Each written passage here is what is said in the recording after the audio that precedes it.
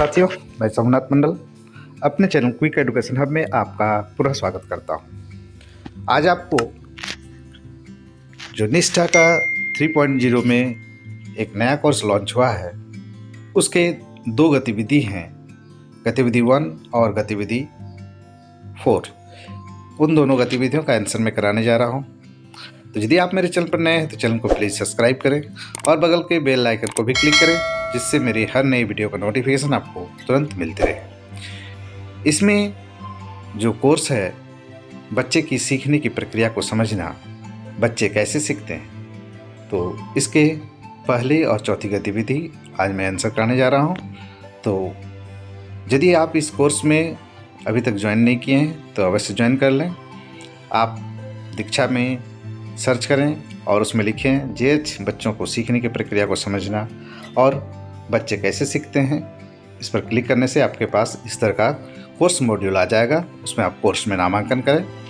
नामांकन करने के बाद एक एक करके सारे मॉड्यूल को ठीक से देखें, क्योंकि जब तक आप इस मॉड्यूल को ठीक से पूरा नहीं करते हैं तो आपका जो 100% है वो नहीं हो पाएगा।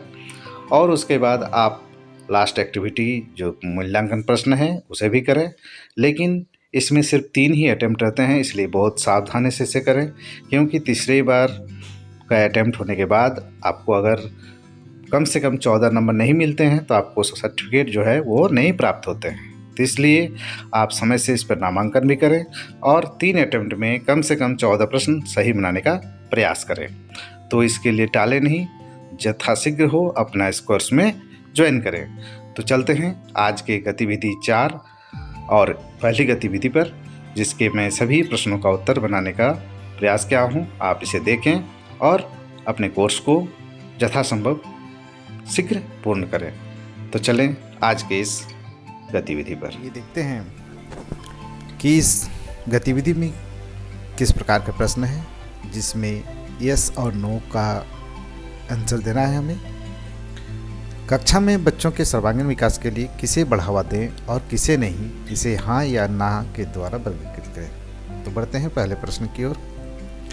पहला प्रश्न हमारा है, सीखना केवल पाठ्य पुस्तकों तक ही सीमित रखना है। तो इसका आंसर आपको यस या नो में देना है। तो ये होगा नहीं, क्योंकि सीखना हमें हर तरफ से उसका ऑप्शन को खुले रखना चाहिए। तो इसे नहीं पर क्लिक करें और अगले प्रश्न की ओर बढ़ें। अगला प्रश्न है, लगातार नकारात्मक फीडबैक देना। तो हम लोग जब बच्चे को फीडबैक देते हैं तो लगातार नकारात्मक फीडबैक नहीं देते हैं, उसे सकारात्मक फीडबैक भी देना होगा। तो इसका आंसर जो होगा वो नहीं होगा। इस पर क्लिक करें और अगले प्रश्न की ओर बढ़ें। अगला प्रश्न है आपके सामने, परस्पर बातचीत के अवसर प्रदान करना। तो हाँ या नहीं। तो हाँ, हमें बच्चे को परस्पर बातचीत करने का अवसर प्रदान करना चाहिए। बढ़ते हैं अगले प्रश्न की ओर। पहल करने के लिए उत्प्रेरित करना, यस या नो। तो हाँ। बढ़ते हैं अगले प्रश्न की ओर। भय उत्पन्न करना, बच्चों के बीच भय उत्पन्न नहीं करना चाहिए। तो इस पर नहीं पर क्लिक करें और आगे बढ़ें। स्वयं सीखने के अवसर देना, तो इसमें भी हाँ में टिक करें और अगले प्रश्न की ओर बढ़ें। अगला प्रश्न है, खोजबीन के अवसर देना। तो इसमें भी आपका आंसर हाँ होगा और आगे बढ़ें। स्वस्थ और प्रेरक परिवेश का निर्माण करना, तो इसमें भी उत्तर आपका हाँ होगा और अगले प्रश्न की ओर बढ़ें। तो इस प्रकार इसमें कुल 8 प्रश्न थे। इन 8 प्रश्नों को आपने सही बनाया। तो इस तरह यह गतिविधि आपका पूर्ण हुआ। बढ़ते हैं अगली गतिविधि की ओर।